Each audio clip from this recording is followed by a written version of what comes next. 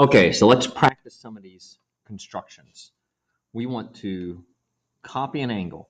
So copy an angle, center at the vertex, and I draw an arc through the angle. Copy that same arc to my new line. Make sure to make that a pretty good size arc because I want to be able to catch it. Now we want to copy the opening. So I set up at one intersection point of the angle, set my measurement to match the other intersection point, and there we go. So that's from here to there. Now I'm going to copy that to the other side. So I come over here, I set up at my intersection point, and I copy that. There we go, it intersected right there. So there's my intersection to my vertex, and there's my angle. Obtuse angles work the exact same way. So I'm going to start off the same way. Big arc through the angle.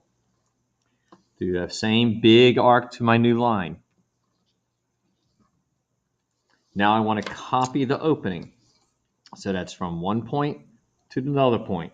Okay, copy that opening. Let's see, I'll put that there. I'll slide this to the there. Oops, there we go. And I copy the opening.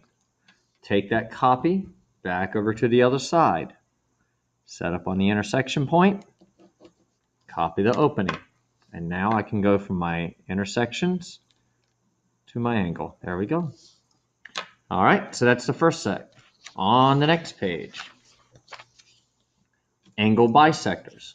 Angle bisectors start off the same way that copy an angle does. So I'm going to put an arc through the angle.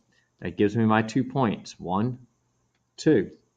And I'm going to take my compass, set up at one point, and put an X out here, somewhere in the middle of the angle, right? Keep the same measurement, come to the other point. Draw an X. There we go. So I can just draw right through there. Okay. Let's do the same thing with the obtuse angle. I need an arc that goes through it. So I'm going to set up a measurement, an arc that goes through the angle. Oops, stapler got in the way, but that's okay. There we are. I got 1 point here, 1 point there.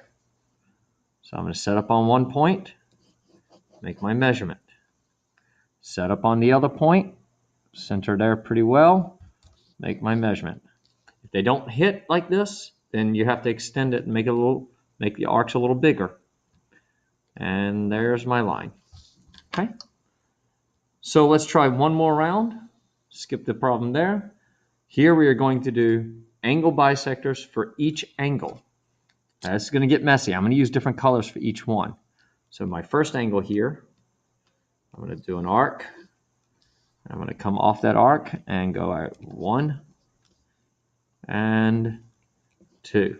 So first angle bisector is right there. Now I'll do another angle bisector. Turn my paper around, maybe it makes it a little easier to work with. So I do an arc,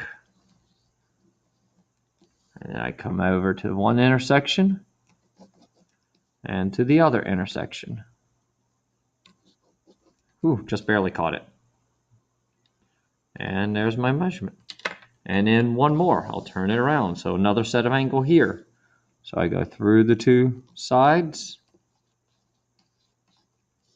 one intersection. Whoops, I think I slid a little bit. And the other intersection. And there's my intersection point, so I connect right there. Notice if you do this right, all three of those lines meet at one point here. So that's a neat little fact about that. Okay? So that's that page. Let's take a look at the next page now.